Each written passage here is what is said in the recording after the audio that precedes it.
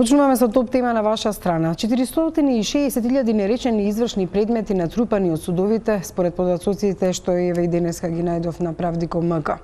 Во Европскиот суд за човекови права 68% од предметите од Република Македонија се однесуваат на парничната и извршната постапка, а од изречените пресуди 77% беа поради повреда на правото за правично судење во разумен рок. Сето ова потоа се проследува и до извршителите. Но во купот на предмети граѓаните се жалат дека најчесто не се информирани, а за предметот што го имаат за наплата дознаваат кога ќе им стаса сумата за извршување. Таков например беше пензионерот од Скопје кој добил налог за извршување во износ од 12.439 денари за долг од само 1 денар, кој го имал кон снабдувачот со топлинска енергија Балкан Енерджи Дуел. Според налогот на пензионерот му се определувала забрана од 1/3 на пензијата, како би се наплатила сумата од 200 евра. Ова беше само еден од примерите што деновиве можевте да ги слушнете, а за жал ги има многу.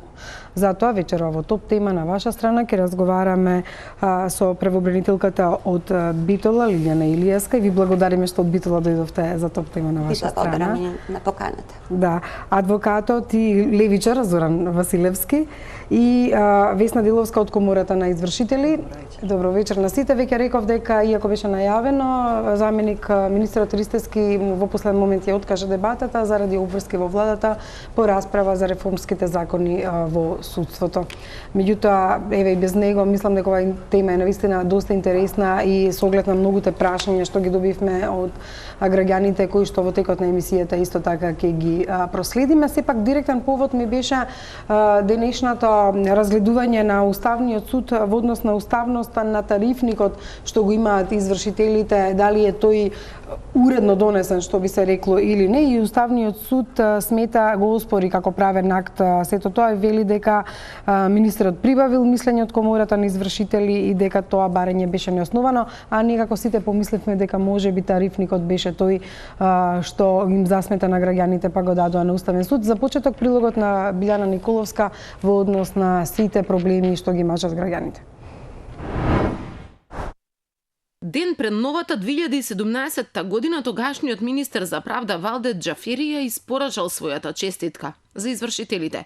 Го објавил тарифникот по кој тие ќе земаат награда и ја наплаќаат од граѓаните и фирмите кои се должници на други лица. А во него се вртат не денари, туку евра, и тоа многу, од 10 до 10.000. Колкава ќе биде наградата за извршителот зависи од главниот долг. Колку е повисок, толку е повисока наградата за извршителот.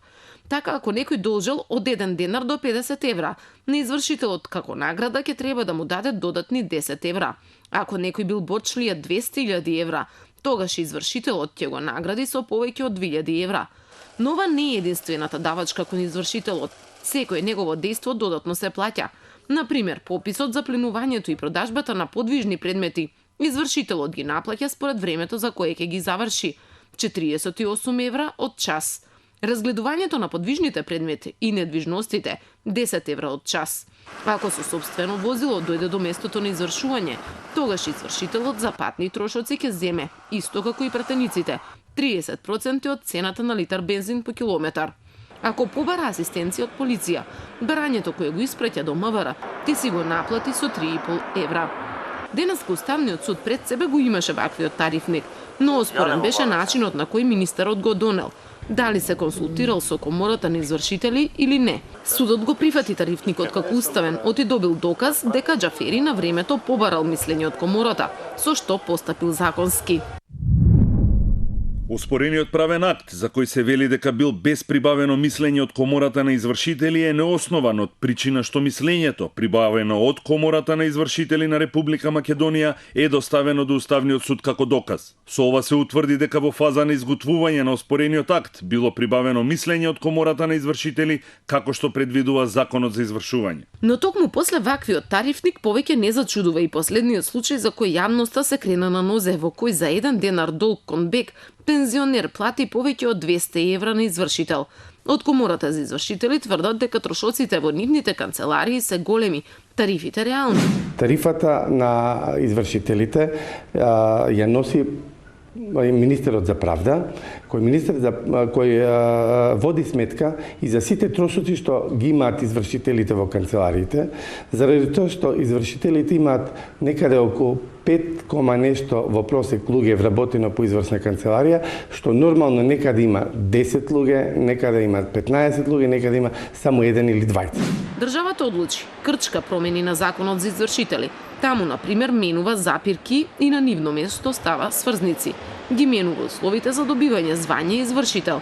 Ама прашањето за тарифникот, ниту надоместокот за адвокатите и нотарите кои учествуваат во постапката го нема. Доверителот го тужи должникот.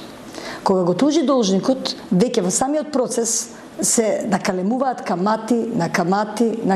Значи, во текот на постапката се појавува нотар, се појавува адвокатско друштво.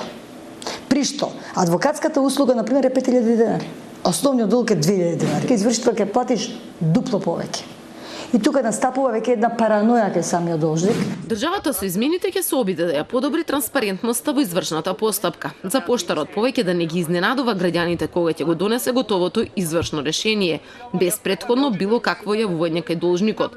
Исто така, ако некој од странките или некој трет смета дека извршителот постапувал незаконски, ќе може да напише приговор до надлежниот суд како и досега. Но ако вредноста е над 10.000 евра, ќе мора да ангажира и адвокат. Во меѓувреме извршителите не мируваат. Казни за нивната работа речиси и да нема.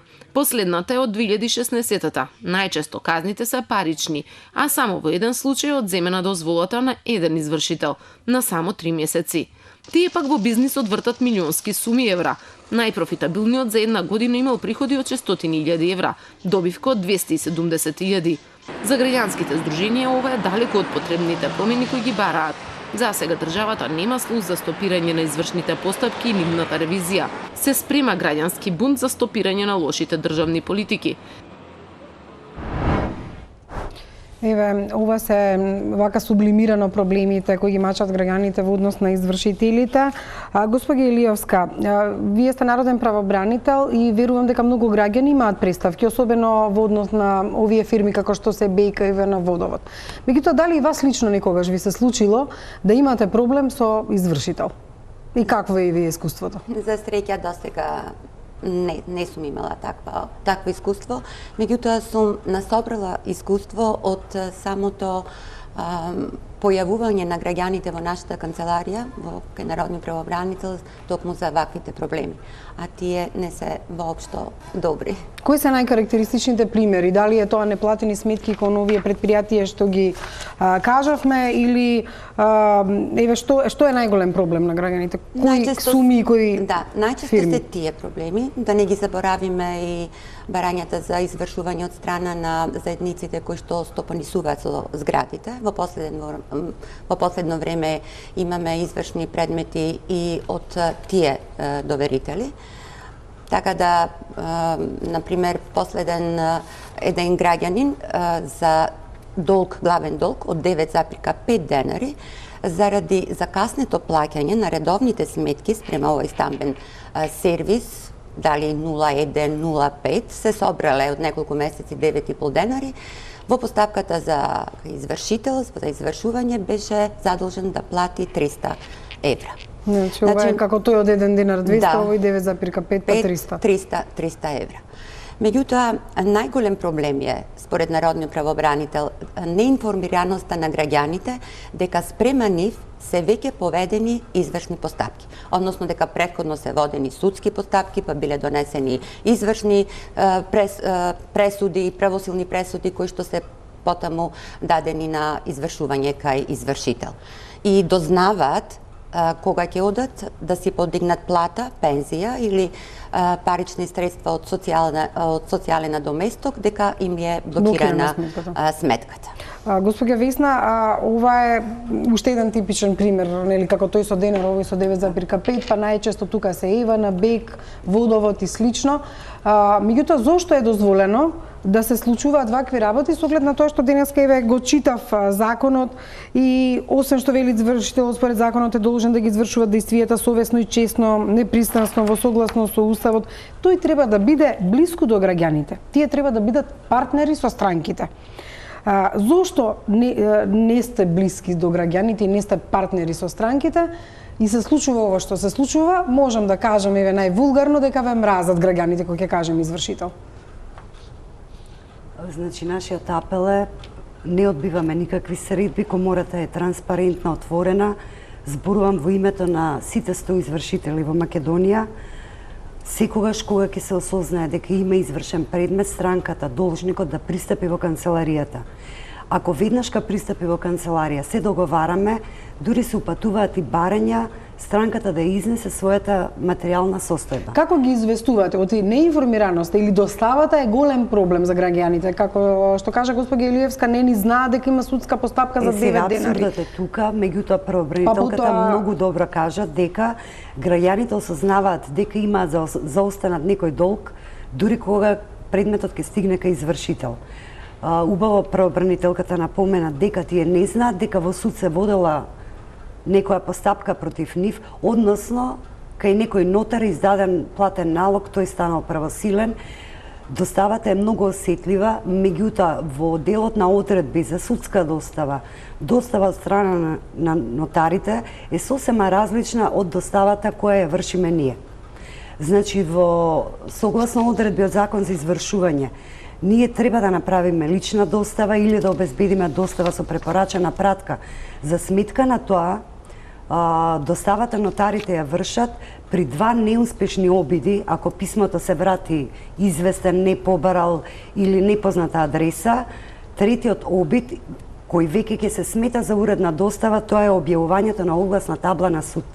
Тоа ретко кој мислам дека ќе му текне да отиде на суд и да ја проверува за таблата дали има тука е абсурдноста на постапувањето и тука го лоцираме проблемот.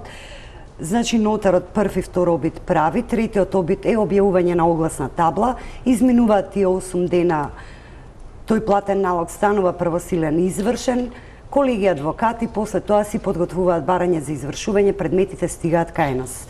Во моментот кога ќе стигнат предмети кај извршител, првиот налог кој ние го обработуваме, нормално предметот се внесува, работиме во сите во унифициран електронски систем, се внесуваат податоците и се издава налог по член 96. Со овој налог, значи, не се врши блокада на сметка. Меѓутоа, како е можно 9,5 денари да се стигне до сума од 300 евра? Можно е. Или од 1 денар на 200? Можно и тоа. Рековме дека постапката не започнува кај извршителот. Извршителот е последната алка од низа системски закони кои се применуваат да се дојде до една пресуда. Едноставно речено, кому му плаќаат од тие 300 евра и колку? Значи, имаме, овде станува збор за пружател на комунална услуга, кој заангажирал адвокат. Адвокатот започнува, има своји действија пред нотарот во нотарската постапка. Нотарот нормално си води процедура, си наплаќа по нивната тарифа. Откако тој платен налог ќе стане правосилен и извршен, истиот адвокат го подига од кај нотарот. Пак му плаќа граѓанинот на адвокатот? Сите овие, овде веќе се таложат трошоци, адвокат во нотарска постапка. Нотар? Повторно адвокат кој го подига? Значи завршил нотарот, адвокатот го зема од кај него. Камата? На овие трошоци не се... Добро. Немаме, на извршителските трошоци нема камата. После тоа истиот адвокат повторно прави барање, доаѓа кај нас кај извршителите. Согласно тарифа за работа на адвокатите, согласно тарифа за работа на нотарите, значи од тука излегува растењето на долгот. Извршителот наплаќа цена на администрирање, во судот се вели тоа судска такса, нотарот исто наплаќа судска такса. Вие колку наплаќате за ваков предмет од 9 или од 1 денар? Минималната такса, тоа е за администрирање, мислам дека е само еден момент. И колку е минималната, колку е максималната? Само за администрирање еден момент, сега ќе видам, јас во делот на наградата гледав дека се договаравме. Затоа што ако 4,5 евра е, значи администрирање, ова зборуваме за предмети до 50 евра. Најголемата, сега зависно од висината на побарување од 50 до 100 евра. Значи, на граѓанинот само 4,5 евра би му наплатил извршителот? Тоа е судската такса, односно такса за администрирање се вика кај. Колку вие ќе заработите на предметов? 1200 едниот налог, овие 4,5 евра, доставата, тоа се веќе трошоци, нели колку чини поштата, и награда е 6,5 евра. 6,5 евра е награда, зборувам за предмет до 5 евра, до 50 евра. Така, ова е таков предмет. Меѓутоа, Василевски, има уште многу да ве прашуваме, сега тарифата е голема, да. Кога вака ќе се разложат трошоците, граѓанинот не плаќа на еден, на тој на кој му должи 1 денар, туку плаќа и на нотар, плаќа и на адвокат, па плаќа на крајни извршител, ги плаќа сите судски такси и, како што кажа господјата, од 9 денари стануваат 300 евра. И тука е цел еден круг. Проблем да биде најден граѓанинот, проблем да му се наплати, проблем да се заврши и сето тоа. Што е за вас клучното во целиот тој круг, како 9 денари стануваат 300 евра?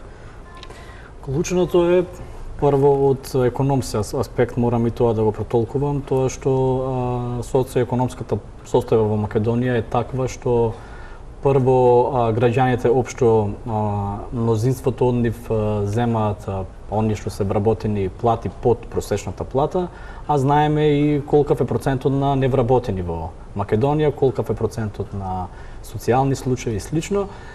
Тие луѓе се притиснати на некој начин за да имаат некаков си достоен живот, мора да се задолжуваат кај банките под хипотеки, да ставаат своја недвижност и слично.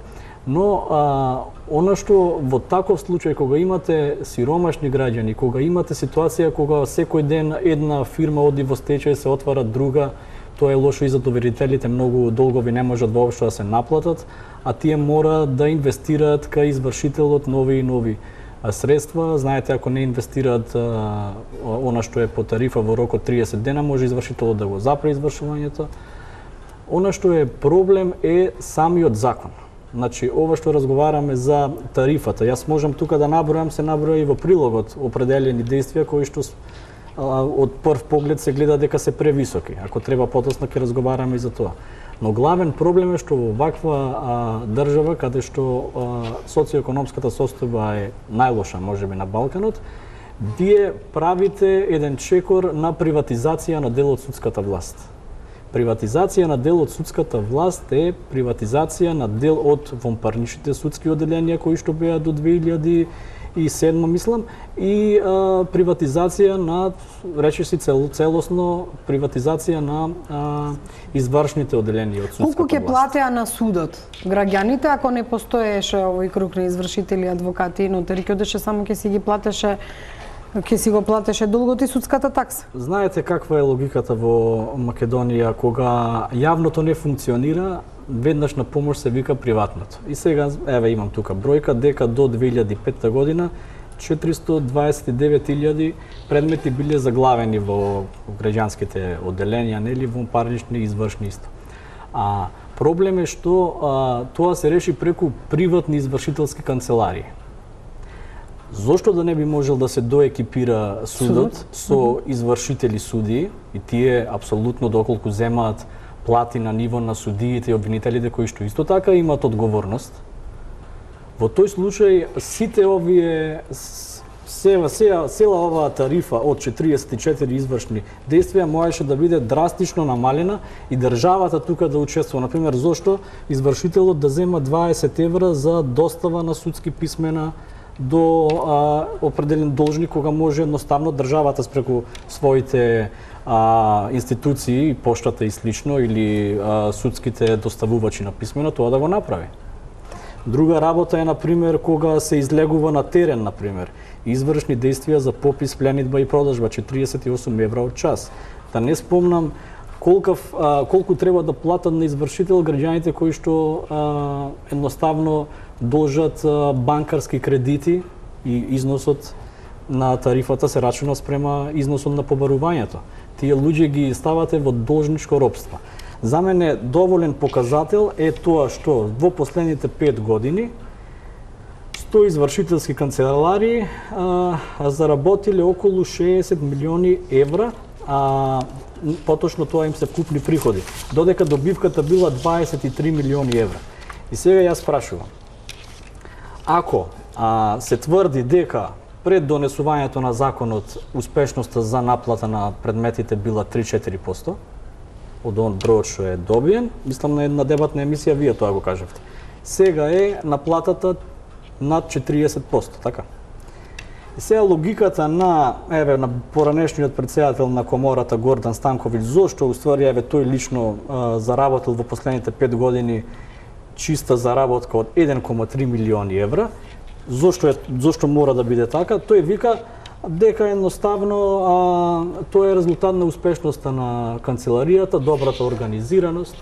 И јас сега прашувам, ако сега имаме незадоволство од тоа како функционира судството, дали решението е сега на судиите да им речеме ајде води го тој оддел како приватна канцеларија. Приватни суди да се. Да, че си поефикасен и че имаш плата 10 пати поголема. Да, и даеме простор да одговори на Јас се издивам што веднаш дојде на клучната поента.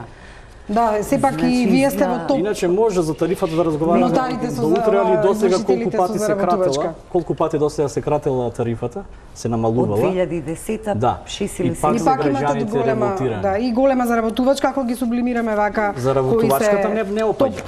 Извршители со колкава заработувачка, повелете. Значи системот на приватно извршување, многу ми е драго што веќе имаме соговорници колеги. Системот на приватно извршување не е за прв пат измислен во Македонија. Значи, нели се стремиме кон Европа, една од реформските задачи во делот на реформи на судството е и тоа. Имаше некаде и укинување како Словенија, примерот. Словенија е специфичен случај, функционира и тамо. Иако е во Европска унија. Значи, постојат системот на приватно извршување кој во повеќе држави е модифициран. Нашиот, да го речам, македонскиот систем, овој што сега се работи, е превземен под теркот на Холандија. Тамо се покажало како најуспешно. Сега, нели, во дебати велат каде е Холандија, каде е Македонија. Во делот на социјалната грижа, држава, така социјална, точно е тоа, ние се согласуваме. Меѓутоа, по нашиот терк, по македонскиот, па некаде 90% сме и до 100% можам да кажам еднакви со систем на извршување во Бугарија, а нашиот па систем за извршување, македонскиот, е превземен како урнек за воведување и почеток на функционирање на систем на приватно извршување во Косово, Албанија и во Србија. Во делот на тарифите исто така може да зборуваме дека јас ги споменав овие соседниве држави кои работат слично на нашиот систем. Ние имаме каде најмала тарифа од другите. Во делот на награда и во целата како тогаш се остварувате заработувачката како што ја наведе Василевски толку голема, ако имате толку мали награди? Нешто не е во ред тука, значи, кога се работи. Од каде парите тогаш? Од предметите, значи многу убаво колегата кажа на почетокот дека во 2005 година имало по судските лабиринти заглавено 450.000 предмети. Во податок е за 2016, мислам, просек има некој дека во извршителските канцеларии годишно се примаат околу 120.000 предмети. Сега доаѓаме до едно прашање, колегата го кажа, зошто некои канцеларии заработуваат толку, заради тоа што имаат многу предмети. А зошто некои имаат многу предмети, а некои имаат малку предмети? Тоа е избор на доверителот. Дали има фаворизирани извршители како што имаше фаворизирани нотари во јавните предпријатија? Не би можела јас да го кажам, значи слободен избор на доверителя. Исто како вие кога би имале потреба нели да за некоја своја работа да направите ангажман на адвокат, ви имате слободен избор да си изберете адвокат. Дали комората се занимава со тоа прашање дека од 30 извршители 10 се екстра богати, а останатите 20 не можат на еден човек плата да му дадат? Во моментот на снага работиме по закон за извршување кој стапи на сила почетокот на 2017 година. Согласно одредбите од тој закон имавме за прв пат восстановување на еден систем за вонсудска наплата на долгови и систем на рамномерна распределба на предмети на пружателите на комунални услуги.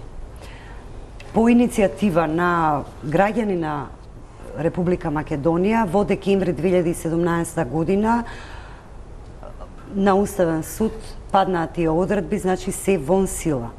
Во тој период, во 2017 година, значи сите пружатели на комунални услуги своите предмети ги носеа до комора на извршители, се направи електронски систем на рамномерна распределба и ние сите извршители, нели по некој ред си добивавме предмети.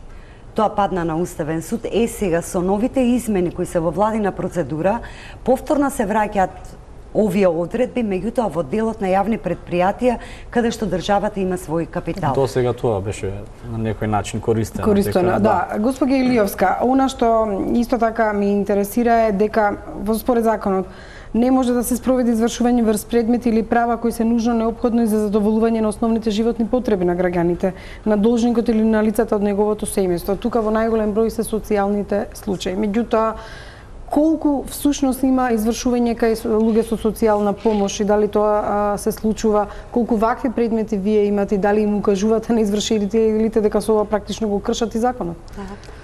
Најголем број од представките се поднесени од социјално ранливи групи на граѓани и пензионери. Меѓутоа, заради нивната неинформираност за правата кои што ги имаат во извршната постапка, се додека не дојдат во институцијата Народен правобранител, тие воопшто не знаат што да прават. Неинформираноста нивна се ја зголемуваат наместо да ја намалуваат и самите извршители, на начин што веќе се забележува кај поголем број извршители на првиот налог за извршување или воопшто не даваат правна поука дека можат, доколку му е платен долгот, да поднесат приговор до председателот на основниот суд во рок од 3 дена, или едноставно наведуваат член 86 од Законот за извршување санкции. Па ве молам, кој тоа социјално ранлив граѓанин или пензионер го познава воопшто Законот за извршување на санкции и воопшто ќе може да ја протумачи таа одредба за да може благовремено да реагира. А што е која е таа одредба? Дека таа одредба дека на налогот за извршување имаат право на приговор во рок од 3 дена. Доколку го пропуштат, а во најголем број заради нивното непознавање на правниот систем, на правните одредби го пропуштат. Кога ќе се дојде и таква социјален случај, ние веднаш реагираме кај извршителот и укажуваме дека тој должник е на неговата трансакциона сметка прима единствено паричен надоместок од социјалната област и тогаш го советуваме должникот да поднеси потврда до извршителот, кој што извршител го запира извршувањето.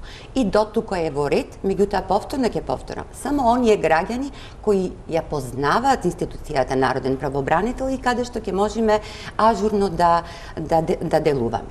Меѓутоа, што со делот во износот на самите трошоци кои што самиот граѓанин треба да ги плати. Заради тоа што тука не е само главниот долг, како што рековме, тука се и низа дополнителни трошоци. И најважно, тој граѓанин треба да плати за одблокирање на неговата трансакциона сметка.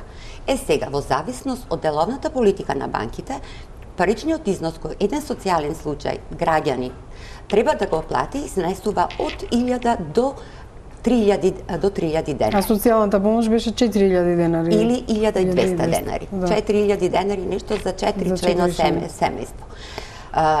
Ова мора системски да се реши. Значи не може да се дозволи на банките со сопствена деловна политика да утврдуваат надоместокот кој што граѓанинот во ваквите случаеви и не треба да му биде блокирана сметката заради тоа што паричните средства од социјалната помош се иземени за извршување, повторно е приморан да ги плати тие. И кој да го тужи? Како да ги врати тие пари? Прашањето е повторно директно до вас. Имате прашање, особено во однос на социјалните случаи, ако законот вели дека не може да се спроведе врз нив. Зошто воопшто се покренува? Вака, јас ќе одговорам едно по едно, и колишката 3 прашања ми постави. Во делот кај што рековте дека нели издаваме налози, дека нема правна поука.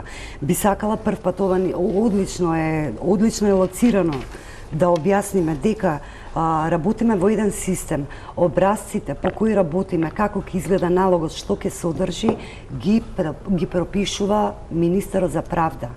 Значи, тоа се образци каде што ние, освен личните податоци, име, презиме, матичен број, живеалиште, подолу во делот на главен долг, како се пресметува камата, во делот на превземањето на действијата, кои действија се превземени, немаме можност на корекција и допишување. Меѓутоа, зашто воопшто покренувате?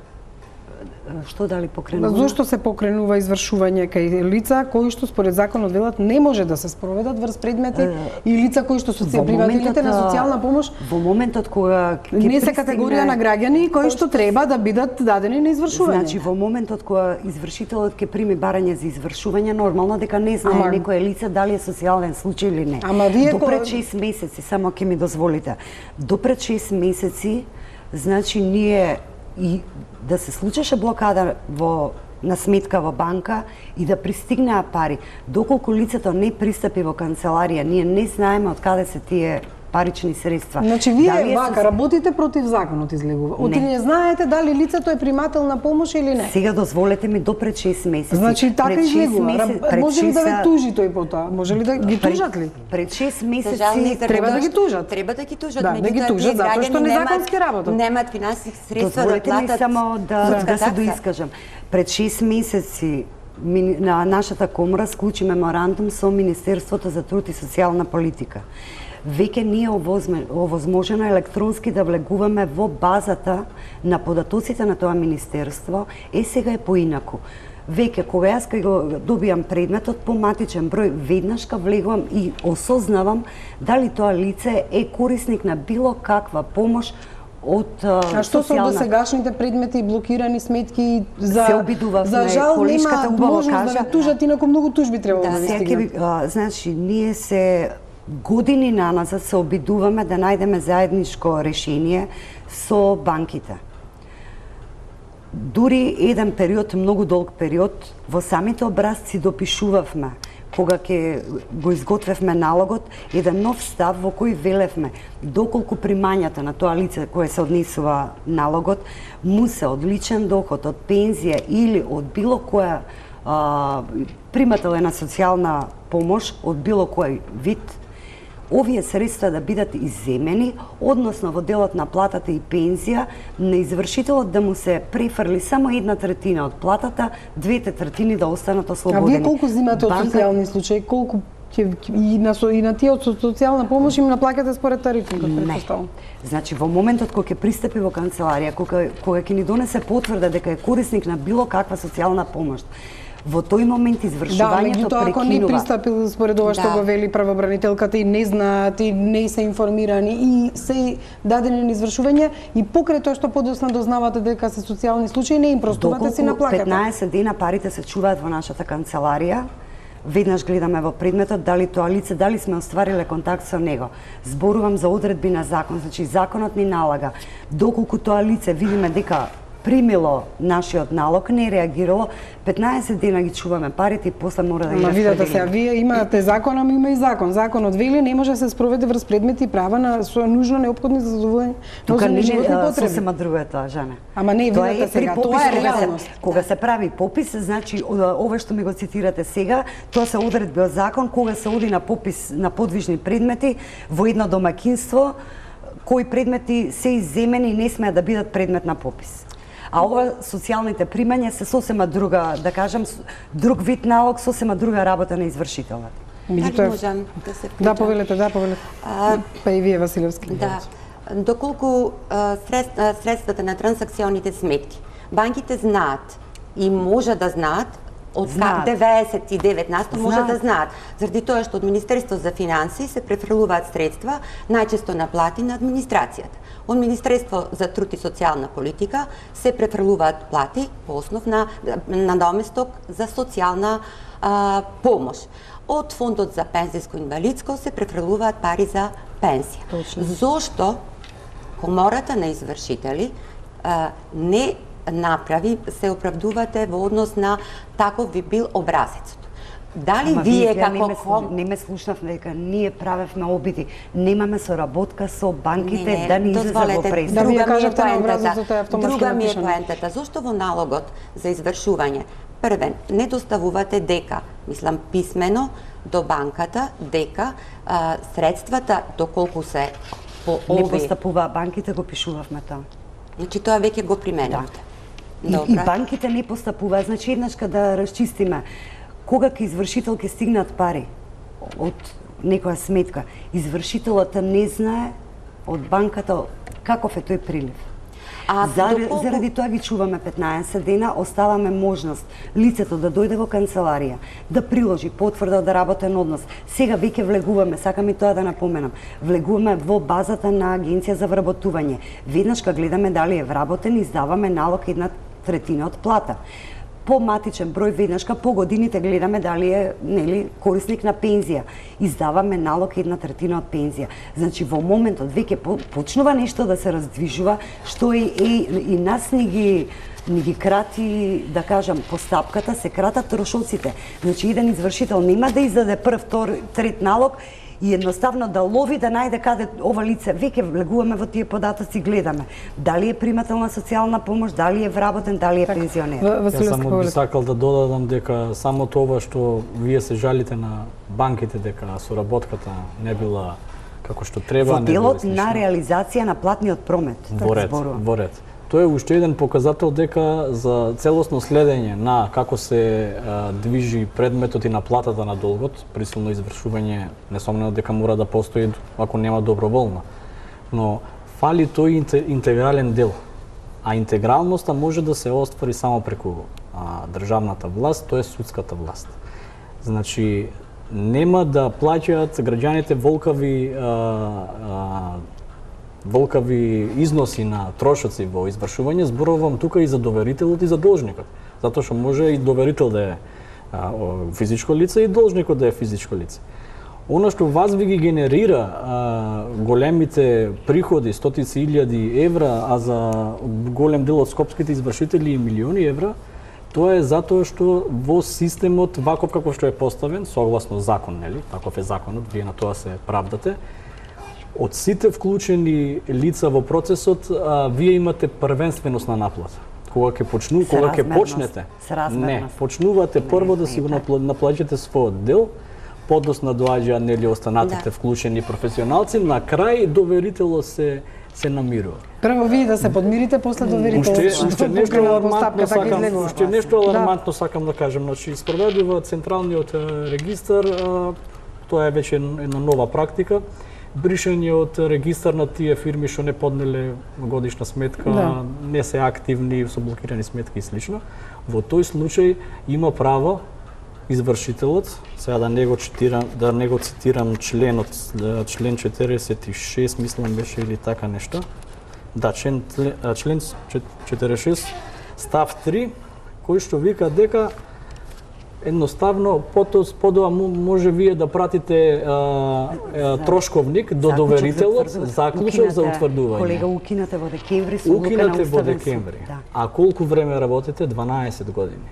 Сега вие едноставно гледате дека од сите страни сте опколени, сега правите чекори, ајде ќе се откажеме од ова, ајде од она и пак граѓаните плаќаат волкави трошоци. Тие што се заглавени во овие 12 години се остануваат заглавени. Не, има одговорност. Може ќе се смени сега и ќе важи од сега, ама тие до сега што биле. Само што ова би сакал да кажам, има одговорност и државата, значи свесно направиле волку предметите не бидат процесуирани за да го приватизираат овој дел. И приватизацијата успешно се реализира. Сега нема судскиот совет, вие сте повереници на судот, но нема судскиот совет ингеренции за именување на извршители. Лица со јавни овластувања. Значи заклучена и готова приватизацијата. Вчера имаше една дебата во која овие милиони евра кои што ги заработувате, тие ги плаќаат претежно должниците. Дури и ова сакам да го кажам, ова државата мора да го регулира. Должниците плаќаат и ДДВ на износите. За работа што не ја бараат они. Смислата на ДДВ е дека избираш ти кога купуваш во маркет и слично, како крај.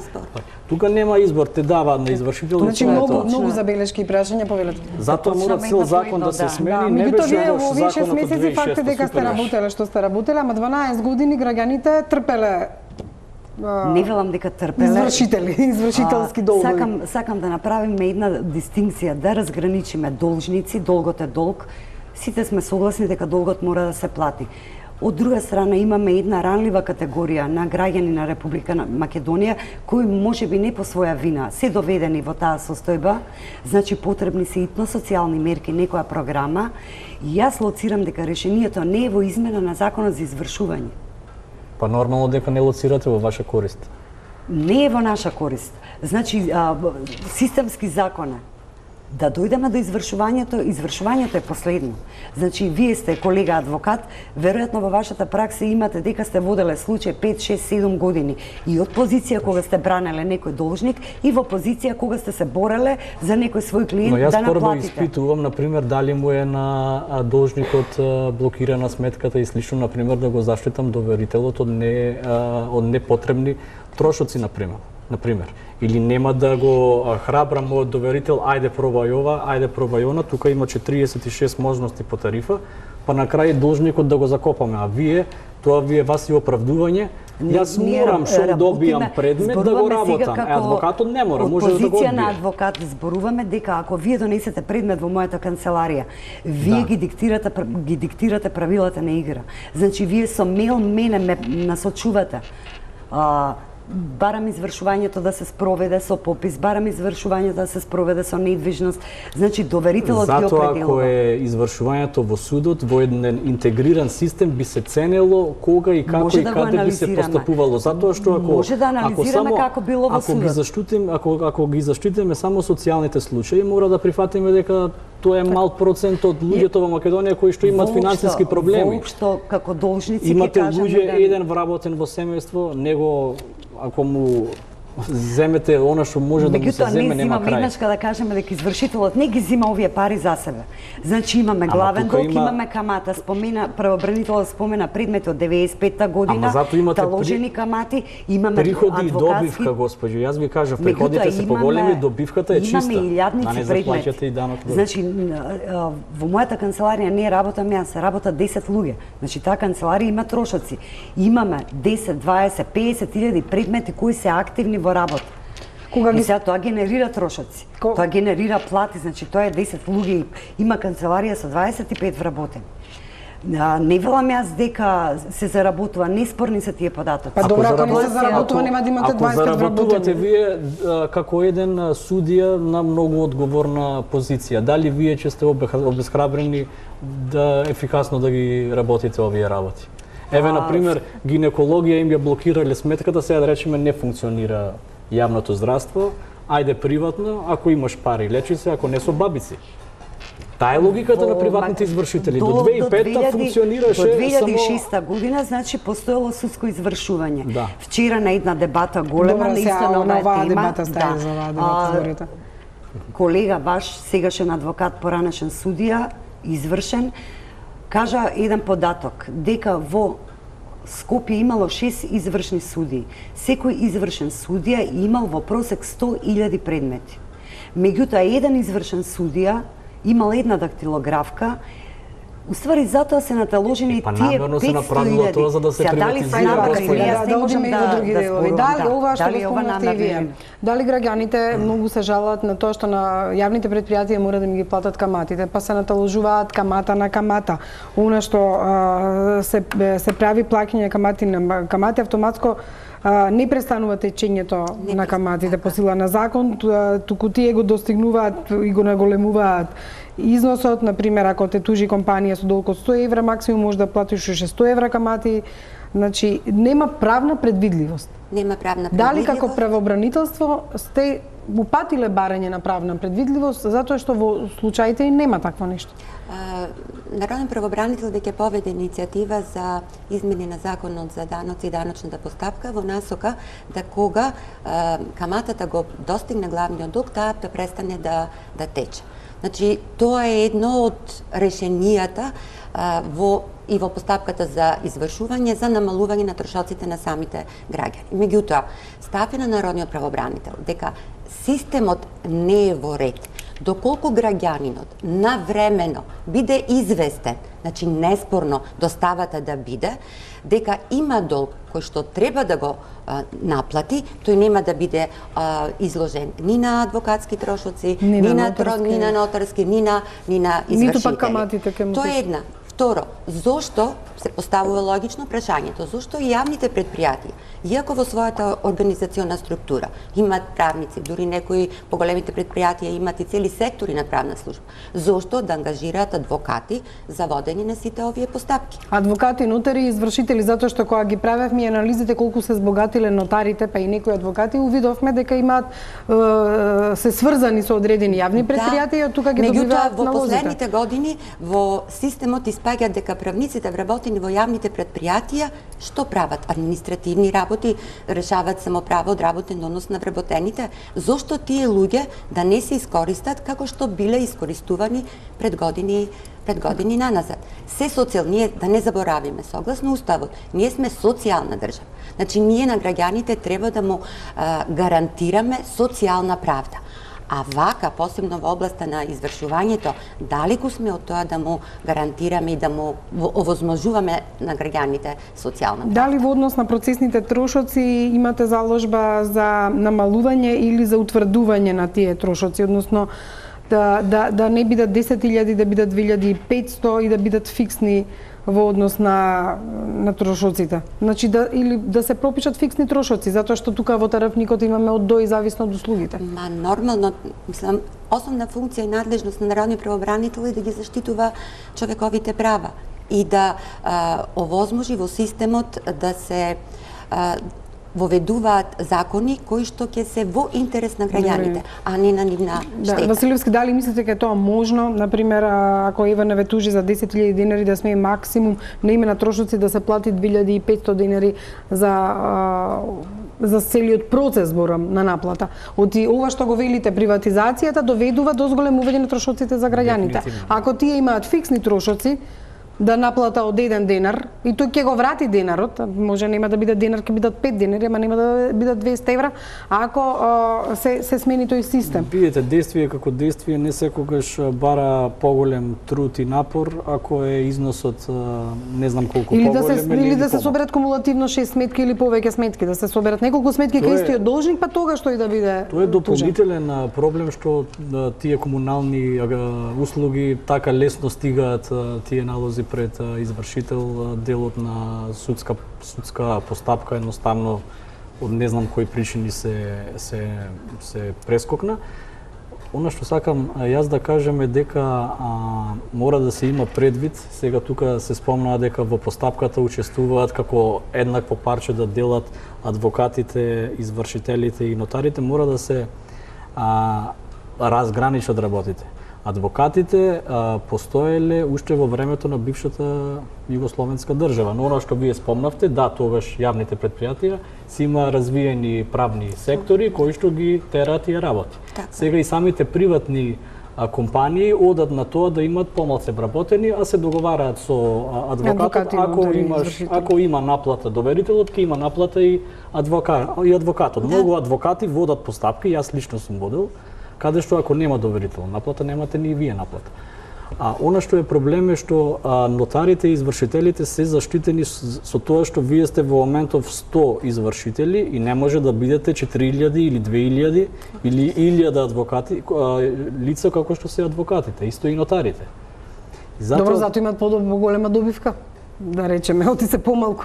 Па затоа имаат поголема добивка. Од вакви процеси зборам сега, не зборам за сите тие работи ги праќаат граѓаните. Во извршителските канцеларии се вработени правници повеќе него што има вкупно адвокати во Македонија. Меѓутоа тие не ги колкави се платите. Да, платите не се Сега се платите, и адвокатските канцеларии, видите се вака бројта. Платите се многу адвокатите имаат исто така него соработници. Добро, и адвокатските канцеларии имаат по 5-6 вработени, 3 вработени, 10 вработени. Добивката што ја пишува во меѓутоа они во именникот си се водат како адвокати. Добивката што ја пишува во извештаите, добивка каде што се тргнати за вработените. Налично име добивката. Па така. Сега зборуваме, мислам, во ред. Ја шириме темата, да не ја вртиме. Па ја шириме зашто за ширење. 1600 адвокати, да видиме колку адвокати се даночни обврзници. Значи, убаво преиска кажавте, трошоците се големи. Единствено во извршната постапка се наплаќа ДДВ. Зошто во нотарската постапка не се наплаќа ДДВ? А тоа се само мали аспекти. Не се мали. Овие средства кои што одат во приватни извршителски канцеларии можат да се екипираат судовите. Најдобро е во судот се да се реши. И па тогаш ќе се укинат, па они нема да сакаат да се укинат, ама работа без работа ќе останат без работа. Прифатила. Би прифатиле. Би работеле ли како судија извршител? Би работела. За плата од 35.000 40.000? Не, повеќе, али доволно. Колегата знае. Не, во ред. Одговорна е вашата работа, тврдам. Не ми се свиѓа мене и логиката дека сега треба да ги линчуваме извршителите како личности. Да, вие работите по законот, затоа треба да го смениме законот. Затоа велам системски, не овој закон. Повеќе закони. Колешката рече дека народниот правобранител поднел иницијатива за измена на законот за даноци и даночна постапка, така рековте. Ние сме за измена, еве како комора на извршители, како да им помогнеме на овие луѓе кои се влезени, вие кажавте, во лавиринтот, не можат да исплатат стари камати и стари долгови. Ние сме за промена на закон за облигациони односи, во делот, значи не може тоа да се смени со закон за даноци и даночна политика. Закон за облигации да се смени во делот, каде што главниот долг нема да ја надминува каматата. Каматата нема да го надминува главниот долг. Тоа се случува во 100% случаите. Јас не обрнавме внимание на најголемиот проблем. Кога настана проблем со работата во извршителските канцеларии? Во 2011 година при трансферот на старите судски предмети. Значи, ние не може да располагаме и да одлучуваме во име на доверителите. Пружателите на комунални услуги, каде што има предмети од 95 од 97 година има. Значи, извршителот тие пари не ги зима за себе. Со издавање на еден налог, може би за 2, 3 или 4 сметки, сега пресметете вие колку камата има од 97 година. Меѓутоа, ако се скрати рокот на застарување од 10 на 5 години, тогаш би се намалиле ваквите предмети и тоа е уште едно системско решение. Овие застаруваат за една година. Каде е разликата? Таму е запазен рокот за поднесување на предлог за издавање на платен налог. За сметка од 95-та година, во 96-та е поднесено барањето. Проблемот е лоциран во неекипираноста на судот. 6 суди работеле. Останале стотици илјади предмети. Меѓутоа, тоа е тоа што па вие велите. Ако тие се укинате, ако тие 460.000 после 10 години беа укинати, застарени, тогаш немаше да се направи. Се прави. Ако е со закон, да. Или добро, тоа е втората варијанта. Ако е вака, не може од Холандија да пресликувате закон, а имате ваква социјална структура. Мислам, не за вас зборам, за државата зборам. Штета што не е тука заменик министерот за да ги разговараме во системски работи. Ако утре го сменат, ние сме должни да го почитуваме тој што ќе многу прашања има и од граѓаните. Верувам и кај народниот правобранител многу предмети. Пауза за реклами и продолжуваме со дебатата.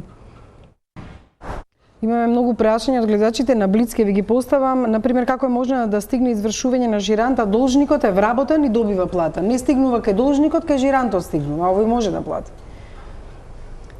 Со побарувањата располага доверителот. Значи, и тука имаме, таков е постојниот закон, ако имаме главен должник и жиранти, самиот доверител избира при поднесување на барање за извршување кој прв ќе го наведе. И како може така? Законот им дозволува. А во конкретниот случај можно е, ако првиот главниот должник веќе исплаќа и има некоја забрана за некој долг сосема друг, веќе има 1/3 забрана, по барање на доверителот да се насочи извршувањето на жирант. Значи човек да не стане жирантот и може и доверителот да се избере наместо должникот жирантите да плаќа. Има и предмети кога нели сакајќи да му помогне на некој пријател, колега, да, едниот совесен, едниот несовесен. Има и такви случаи. Има прашање дека извршителите знаат кои луѓе со социјални случаи доаѓаат кај вас. Ви ги носат потврдите, сега не збориме лично вас, и покрај тоа ги блокираат за 15 дена и велат да ги вратат парите. Или се договарат, пушти колку што имаш. Да, колку што имаш, и јас сум била сведок на такво нешто исто така. На социјален случај. Кажам дека ова пушти колку што имаш. Постојниот закон вели дека не се предмет на извршување примањата, паричната помош, социјалната помош. Тие пари нема да ги земеме, така ќе ги изземеме од извршување. Меѓутоа предметот останува. И долгот останува долг. Значи не се доведуваме во состојба на опростување на долг. Да, меѓутоа извршителот не е моќен и нема законско право да располага. Прилив, например, склучил некој хонорар, завршил нешто, а не, например, се зајми од... Да, Илиевска, повелите ви? Знаете како се сведуваат овие случаеви во пракса? Ке се запри извршувањето и ке се чека години додека тоа лице не се запосли. А при изминувањето на тие години можете сите да замислите колкава ќе нарасне каматата. Тоа е реално, се согласувам. Тоа е реално, за народот тоа не се па тоа е да се плаши тој социјалецот па да се запосли, па никако не е работа. Па никако не е точно. Значи ова е навистина суров систем. Да. Меѓутоа не е систем за извршување. Пак ќе речам, тие пари се убаво кажувате. Главен долг и камата тие години тече. Значи ги побарува доверител некој. Ама сурова. Ама нема интерес. Да не се вработи. Доверителот да го наплати толку касно. Цело време ние велиме дека е системски, еден од системските закони кој можеби треба да се смени, меѓутоа нема да ги реши проблемите. Повеќе закони да се сменат, вклучително и одредби од закон за извршување. Во односи на меморандумот што го склучите со Министерство за транспорт и врски, зошто тоа не се направи системски со измени на законот, пошто меморандумот нема таква правна сила како што има законскиот пропис. Значи меморандумот ако сака некој извршител ќе го почитува, тоа е добра волја. Ќе погледни во регистерот. Склучивме договор со министерство. Да, меѓутоа нема таква обврзувачка, тоа е останува. Во моментот, значи сега малку пошироко, меморандумот е склучен на ниво комора и министерство. Откако се склучи меморандумот, сите ние извршители склучивме посебни договори со министерството за начинот на користење, да не злоупотребуваме податоци. Да. Значи веќе и се обврзавме дека при прием на предмети апсолутно обврзувачки. Но доколку не постапите по тој меморандум, вие немате последици. Значи не можете дисциплински да одговарате. Тука и последиците дали сте заради тоа што тоа е меморандум, не е закон. Дали сте констатирали повреди на извршителите? Ова што велавме дека само една досега е исклучена, повеќето се били парични казни како да не грешат извршителите. Само блиц да ви кажам. Извршителот оформива извршен предмет 2010-та, во 2018 е блокира трансакционата сметка на должникот. Што правил извршителот тие 8 години? Ние одговор не добивме. Меѓутоа, како институција, ние сме упорни и ќе продолжиме да барање дополнување на одговорот од тој извршител што правил тие 8 години. Имате ли право да ги тужите на некој начин? Не ги тужите, туку да побарате од комората, да ми одземат лицензата, да ги... Кој ги казнува? Значи, Народниот правобранител треба Министерството за правда. Да ги казни. И Министерството за правда треба да врши многу почести, но и поефикасни контроли во начинот на извршување на постапката од страна на извршителите. Например, еден извршител извршува блокира трансакциона сметка на баба на 2 деца од Србија кои што се под нејзино старателство заради што му починале нивните родители. Значи, на таа трансакциона сметка се прелеваат само парите за децата. Меѓутоа, заради таа што таа жена имала кредит и нормално не можела да го исплаќа заради низа отежителни околности во кои што се нашло незиното семејство, сега извршителот ги извршува од парите на децата. Мајки мачевме, како институција на Народен правобранител, да го убедиме извршителот дека не треба да врши извршување од тие средства. Како се чувствувате како човек, вака еве кога ќе ви кажат примери како ви од Народниот правобранител? Ништо не ве допира од се тоа што го гледате и го зборуваат тука? Не ги доживуваме. Значи секој ден овие лица доаѓаат во И канцеларија. како го извршувате тоа кога апсолутно и можам да одговорам лично за себе, веќе толку е тешка оваа работа, уште кога ќе пристапат во канцеларија, првото добар ден кога ќе го кажат, ние знаеме. Ама дали е зошто не се откажете? Да кажете, па нема да заработам јас. Па нема да го извршам овој предмет. Па ова не е како што треба. Бидете пак адвокат, порано сте били адвокат. Зошто тоа не го направите? Во моментот законот е таков. Од друга страна, истите поплаки кои ги упатува до Народниот правобранител должникот што не може да плати, исто поплаки, еве нека Добро, ама народниот бидат правобранител ќе процени дали е бабата на децата и сметката во право или доверителот. Јас го знам откажувања до ден денеска, јас не сум ги видела списи по тој предмет, не сум видела. Или пробоно работете, еве, ако треба до толку на доверителот да му учините да извршите, па не мора да земете пари. Ама не се работат, еве, доаѓаме до таа состојба, се правобранителот ја кажа. Зошто извршителот од 2000-та година, од 2010-та рековте не постапувал. Може би е некој таков предмет, па е сега притиснат од доверителот, а зашто не постапуваш? Добро, вие за се имате одговор да се извадите тука. Еве прашања од гледачите. Многу е комплексна и тешка работа. Ве молам ако може да ги одговорите. Тамара Гранчаровска ги собра сите оние прашања на луѓе кои што не контактираа на социјалните мрежи и поставија прашања. 112.000 блокирани сметки во 2017 година поради неподмирени долгови. Рече се идентична бројка и во 2016-та. Ова е билансот на присилната наплата која се врши преку извршителите. Тие во 2016 година наплатиле од граѓаните и фирмите вкупно 118.964.000 евра. На социјалните мрежи топ тема на ваша страна ја отвори дилемата дали на граѓаните им се наплаќаат нереални суми за минимални долгови. Дали може би постои спрега помеѓу извршителите, нотарите и адвокатите? Еве какви одговори добивме. Џонсон на својот Твитер профил напиша дека со исклучок на многу мал процент каде што се наплаќаат високи суми за минимални долгови, другото во врска со извршителите е во ред. Секој треба да си биде одговорен и да си ги подмирува врските на време, во спротивно нормално да плати повеќе од што треба. Силјан Штркот пак смета дека така функционира мафијашка држава. Извршителите се легални мафијашки лихвари. Во нормални држави не е така. Дамеч Картовски пак прашува во која земја постои истиот закон и одговара во ниту една. Во која тоа западно-демократска земја истиот закон, нека кажат една и добиваат опклада. Во Словенија од подамна се укинати извршителите, ни напиша на Фејсбук Нушка Андонова, а Дуле Мичич на тоа се надоврзува со прашање зошто не се укинати во Македонија. Според Петар Петровиќ не треба да се укинат извршителите, треба да се ревидираат високите трошоци по извршителскиот тарифник. Лукреција Мајковиќ Атанасовска пак прашува зошто народот не добива опомена прва, втора, последна, зошто на сметките не се јавува заостанат долг за да знае човек дека должи, како да докажеме ние што користиме електронско банкарство дека сме платиле кога ни бараат потврда од банка со печат, а банката и за таа услуга наплатува. Каролина Ангелова накратко го опиша своето искуство со извршувањето. Можат се извршителите, јас сум по лична карта жител на село, добив извршување во град. На таа куќа ми го донесоа писмото, но на друга улица се е мешавина на вода и зетини прска насекаде, напиша Ангелова. По долго време повеќе граѓански здруженија во Македонија бараат ревидирање на законот за извршување, особено во делот на начинот на извршување и висината на наградата, тоест тарифникот на извршителите која некогаш и по неколку пати е повисока од сумата која присилно се наплаќа од должникот, особено при наплата на заостанати комунални сметки од граѓаните. Ви сте некако многу се нервозни граѓаните, имате неколку прашања, ве молам близ да ги одговорите за да можеме да одиме во завршница. Велат еве овдека зошто народот не добива опомени прва, втора и последна.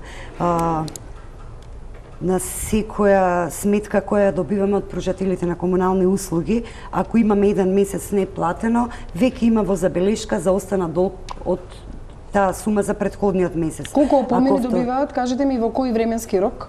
Прва, втора, последна, што прашува секоја, тоа се веќе приватни нели компании, пружатели на тие услуги, освен водовод, секоја си има своја различна политика. Може некој да чека 3, 4, 5 месеци, може и после третата сметка веднашка. А вие како извршители во кој временски рок им ги давате предупредувањата за наплата на извршување? Како ние работиме? Да. Откако ќе се прими предметот, ние како ги примаме предметите согласно законот, сме задолжени по редот на примањата така да постапуваме. Значи сега може да карикирам, зависно која канцеларија колку предмети има.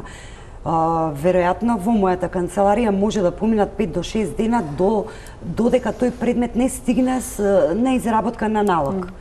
Се праќа по пошта, се чека да се врати повратница. И пак се известува уште еднаш? Во меѓувреме нели се проверува, не се блокира сметка, дали е социјален случај, дали е вработен, дали е пензионер. Веќе кога се врати таа првата доставница, се превзема ново извршување. Прашање во однос на господјата село град и тука исто и правобранителката има примери на една врста украден идентитет.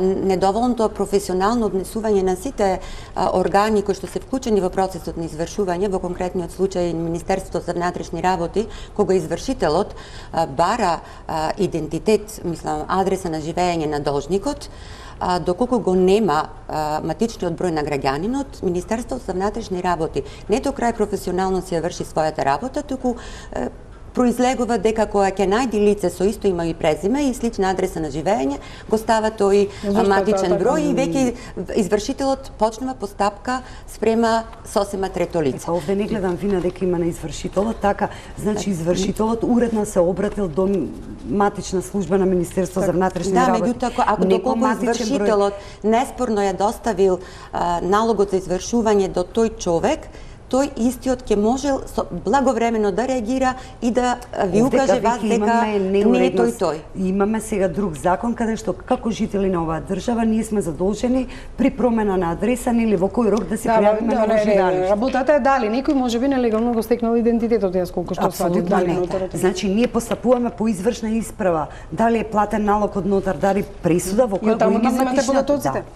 За крај, бидејќи имаме уште една минута. Пошто се зборува со крадење. Сметате дека најдобро решение да се укинат извршителите, ова приватизација за наплати и повторно се вратат во судовите? Дефинитивно. Ова што толку предмети не се сработиле, едноставно е намера тој сектор да се приватизира. Сега имате железницата не функционира, не знам, сака да приватизираат. Утре ќе биде водовод, задутре нешто друго. На крај гледаме дека штом се приватизира, трошоците се поголеми за граѓаните, а услугата иста или полоша. Илијас, како народен правобранител, што е вашата заложба, затоа што е комплексно барање, имате многу и законски измени се бараат? Сметаме дека најдобро е да се направи системско решение во кое што акцент ќе се стави на граѓаните, а не на извршителите. Во смисла да се уреди уредна достава од која што неспорно ќе се констатира дека граѓанинот благовремено го примило помената дека некому должи, да се намалат каматите, односно најмалку да бидат до висината на главниот долг, да се избегнуваат, односно системски да се решат дополнителните ангажирања на адвокати или на нотари, во насока и во цел да се намалат трошоците кои што должниците, кои што секако да ќе ги сносат во постапката за извршување. Да можат да го наплатат долгот. Од таа можност за наплата на долгот ќе имат бенефити самите доверители. Дали би се согласиле со сето тоа? Апсолутно. Тоа сакав сега да кажам и без да ме прашате, во целост ги прифаќам овие размислувања. Како комара би се согласила? Апсолутно, да, и јас дури би додала, значи, да во делот на измени на законски одредби, да не се надминува каматата, да не надминува главен долг. Во делот на социјалните мерки, Министерство за труд и социјална политика, да се лоцира точно социјално ранливи категории, бидејќи едно се социјални случаи, меѓутоа социјално ранливи категории се, да речеме, семејства кои имаат еден вработен со минимална плата. Системски да се реши, не со измена на последниот закон, туку да се тргне од првиот, кој неминовно ќе доведе до измена и на последниот. Очигледно дека Министерството за правда треба да ве вклучи и вас како народен правобранител, невладините организации или сега вие сте политичка партија, Левица, има многу добри предлози исто така. Да. И вас извршителите, затоа што не сте само еден партнер со Министерството за правда околу правењето на идните системски решенија, туку повеќе страни. Се во интерес на граѓаните. Јас знам дека времето беше навистина кратко за да одговориме на сите прашања, меѓутоа прашањата ќе ги оставам до госпоѓата од комората и ќе ја замолам да ни одговори на писмено на дел од нив и ќе ги најдете на топ тема на ваша страна на Facebook одговорите. Ви благодарам за вниманието. Останете со Телма.